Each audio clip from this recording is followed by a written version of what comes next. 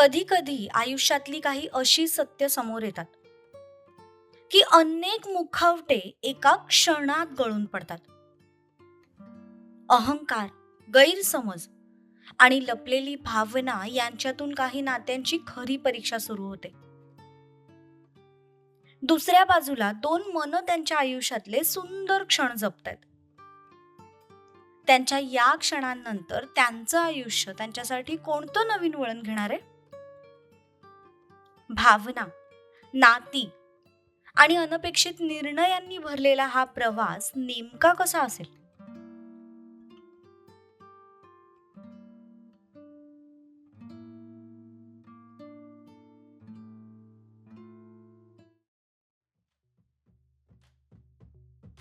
अजूनही विश्वास बसत नसेल तर तुला आमचं मॅरेज सर्टिफिकेट दाखवू का? खूप उडत होतीस ना या सौंदर्याच्या जोरावर? मग आता विदाउट डॉक्युमेंट्स याच सौंदर्याच्या जोरावर जॉब मिळवून दाखव. मॅम, मॅम, प्लीज प्लीज माझ्या डॉक्युमेंट्सवर काही बॅड रिमार्क्स देऊ नका. जितके दिवस मी इथे काम केलंय, मी माझं काम प्रामाणिकपणे केलंय मॅम. मॅम, तुझ्या भाषेमध्ये खूपच लवकर चेंज झाला ग. आणि काय म्हणालीस? तू तुझं काम प्रामाणिकपणे केलंस. तू फक्त एकच काम प्रामाणिकपणे केलंस, ते म्हणजे दुसऱ्यांना कमीपणा दाखवायचा आणि स्वतःच्या सौंदर्याचा माज करायचा. आणि जे काम तू प्रामाणिकपणे केलंय ना, त्याबद्दल तर तुला रिमार्क मिळणारच. नाव जस्ट गेट आउट. यापेक्षा जास्त मी तुला माझ्या नजरेसमोर सहन करू शकत नाही. Ma'am, ma'am, please. I said get out. Sir, sir, तुम्ही तरी मॅमला समजवा प्लीज. पुढच्या 5 मिनिटात जर तू इथून गेली नाहीस ना, तर मी माझ्या माणसांना सांगून तुला इथून धक्के मारून बाहेर काढायला लावेन. I am sorry. कसे बसे तिने तोंडातून ते 2 शब्द काढले आणि उलट्या पावलांनी ती फिरून तशीच तिथून निघून गेली.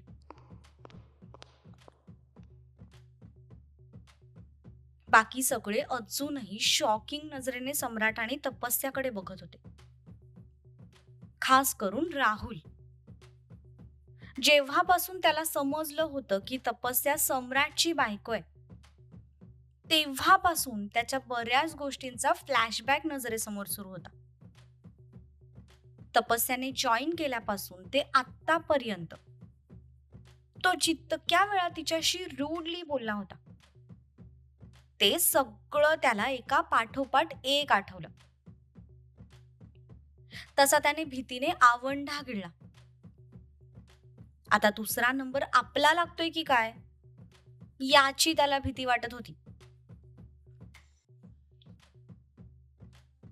थँक्यू करण, तू इथे येऊन आमची खूप मदत केलीस.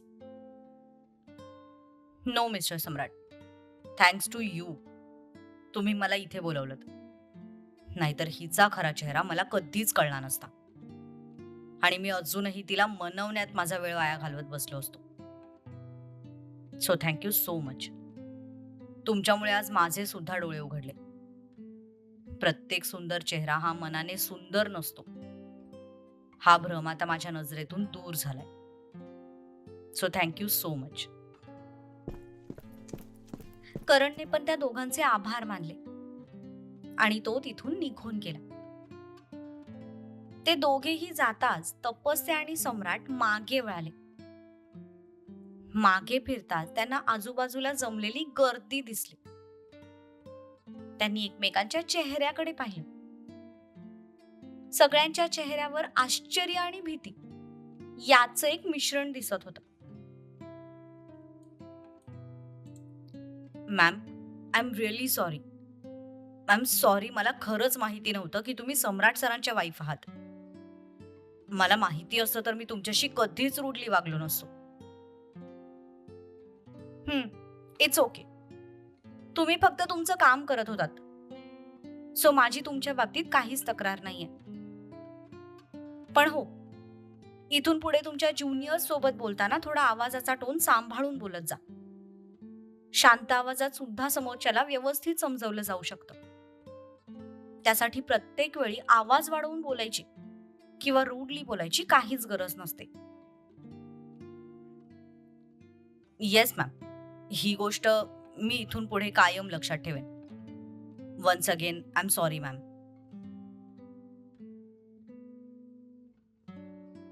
नाव एव्हरीवन, सगळ्यांनी लंच करून घ्या. दुपारनंतर आपलं काम आपल्या शेड्यूल प्रमाणेच चालू राहील. सगळेजण लंचसाठी निघून गेले. जाताना सगळे आपापसात कुजबुजत होते. आज जी गोष्ट त्यांच्यासमोर घडली होती ती त्यांच्यासाठी खरंच अनएक्सपेक्टेड होती. ज्या मुली सम्राटवर एक तर्फी लाईन मारत होत्या त्यांचा तर खूप मोठा हार्टब्रेक झाला होता. सगळे तिथून निघून जाता सम्राटने तपस्याकडे पाहिलं. सो फायनली मिस तपस्या राऊत हिने हिचा जॉब सोडलाय तर. सम्राट, इथे जवळपास चांगलं रेस्टॉरंट कुठे आहे? तिने सरळ त्याच्या बोलण्याला इग्नोर केलं. तसा तो गालात हसला. त्याला माहिती होतं तिचं डोकं तापल्यावर तिला जाम भूक लागते. चला मॅडम, तुमचं टेम्परेचर थोडं लो करूया. दोघेही तिथून जवळच्याच एका रेस्टॉरंटमध्ये लंचसाठी गेले.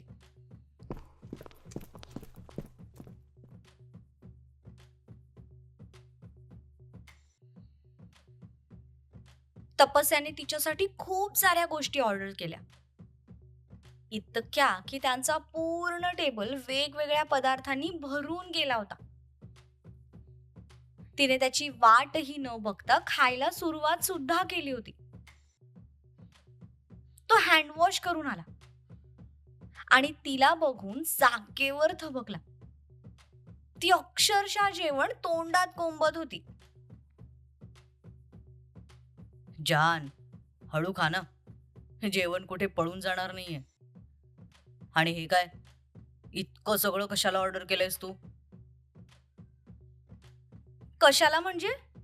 भूक लागलीये मला, मी खाणार आहे हे सगळं. ठीक आहे ठीक आहे, तुला काय खायचंय ते खा, पण हळू खा. जान, तू तुझी खरी ओळख का सांगितली सगळ्यांना? तुला तर माझं नाव नको होतं ना? इतक्या वेळापासून जो प्रश्न त्याच्या मनात फिरत होता, शेवटी तो प्रश्न त्याने विचारून टाकला. तशी ती खायची थांबली आणि तिने त्याच्याकडे पाहिलं. मी असं कधीच म्हणाले नाही की मला तुमचं नाव नको होतं. तुमचं नाव तर माझी ओळख आहे. मग ही ओळख आधी दाखवायला काय प्रॉब्लेम होता तुला? सी जान, तुझ्या काही गोष्टी तुझ्या जागेवर बरोबर होत्या, पण स्वतःचं अस्तित्व प्रूव्ह करण्यासाठी तू जो मार्ग निवडलास तो मार्ग चुकीचा होता. आता मला सांग, एखाद्या मुलीने एखाद्या शेतकरी मुलासोबत लग्न केलं तर ती त्याच्या शेतीत त्याची साथ देते ना? की ती असं म्हणते की मला माझं सेपरेट शेत हवंय, मी तुझ्या शेतात काम करणार नाही? असं तर नाही म्हणत ना ती. मग त्याचप्रमाणे जे काही माझं ते माझ्या इतकंच तुझं सुद्धा आहे. इनफॅक्ट आता आपल्याकडे जे काही आहे ते फक्त तुझ्याचमुळे आहे. मी जेलमध्ये गेल्यावर जर तू सगळ्या गोष्टींची जबाबदारी स्वतःवर घेतली नसतीस तर आपल्या या कंपनीज कधीच बंद पडल्या असत्या. तुझी फील्ड नसताना सुद्धा तू समोरच्या मदतीने सगळं काही निभावून नेलंस. म्हणून आज आपण इथपर्यंत पोहोचू शकलो. मग जर मेहनत तुझी होती तर त्याचं फळ सुद्धा तूच घ्यायला हवंस ना? माझ्या प्रत्येक गोष्टीवर तुझा अधिकार आहे जान. मग तो अधिकार दाखवायला तुला काय प्रॉब्लेम आहे? काय झालं? आता बोल की काहीतरी. Weight a minute. आता इथे रिझाइन देऊन तू दुसरीकडे जॉब करायचा विचार तर करत नाहीयेस ना? नाही सम्राट, आता मी दुसरीकडे जॉब करणार नाहीये.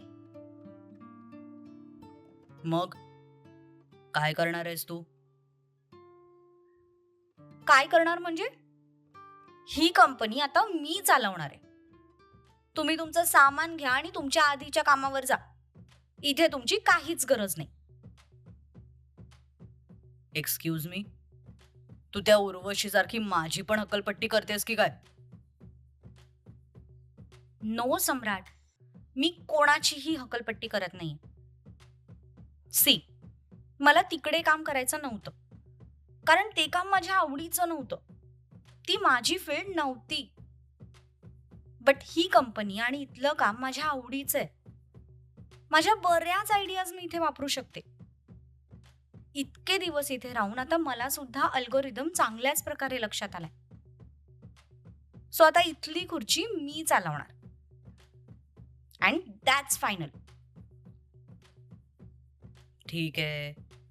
दुसरीकडे नोकर म्हणून जॉब करण्यापेक्षा हे ठीक आहे. पण मग आता नाव काय लावणार आहेस तू?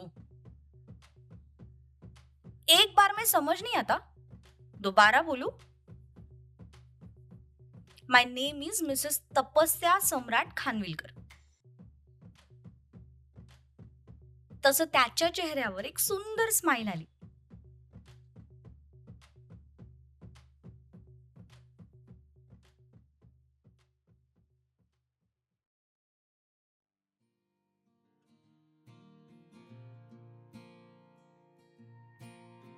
शौर्य, शौर्य नाही ह, खूप थंड आहे हे. प्लीज नका फेकू. शिमलाच्या त्या थंडीमध्ये दोघीही बर्फाची फेकाफेकी एन्जॉय करत होते. का? इतक्या थरलीस? मगाशी तर खूप तावाने माझ्या अंगावर बर्फ फेकत होतीस ना? त्याने पुन्हा एक बर्फाची मूठ तिच्या अंगावर फेकली. तसा तिने चेहऱ्यासमोर हात क्रॉस करून तो अडवला. ओके बाबा, आय एम सॉरी. मी नाही मारणार आता.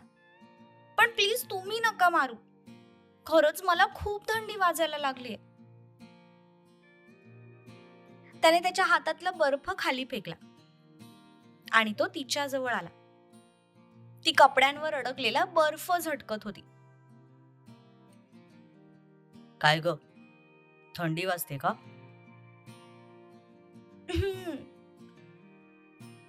चल मग, तुझी थंडी थोडी कमी करतो.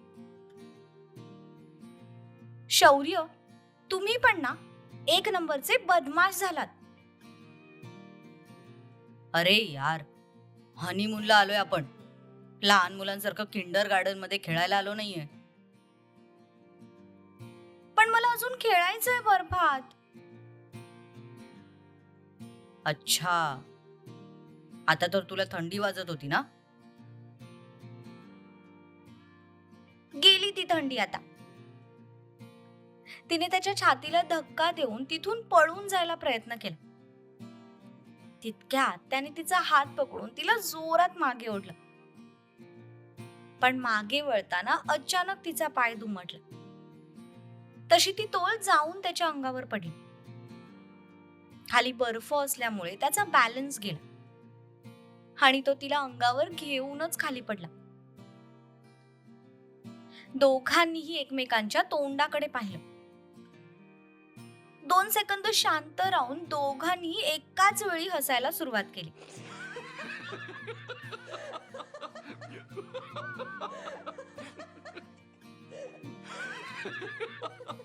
अगदी मनमुरादपणे ते दोघं एकमेकांसोबतचा टाइम एन्जॉय करत होते. बोलता बोलता त्यांची सुट्टी आता संपत आली होती आणि उद्या दोघेही घरी परत जाणार होते.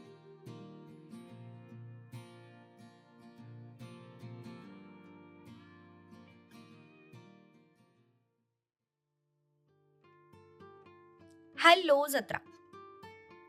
बरं, आता मी इतर कोणत्याही विषयाला हात न घालता सरळ सरळ तुमच्या सरप्राईज बद्दल तुम्हाला सांगते, जे मी तुम्हाला कालच्या पोस्टमध्ये सांगितलं होतं. काही दिवसातच आपण एक नवीन कथा सुरू करतोय. तशी ती कथा तुमच्या सगळ्यांच्या जवळची आहे. त्यामुळे न विसरता बघा. आघात सीझन 4 फक्त प्रसिद्धी क्रिएशन्सवर. धन्यवाद.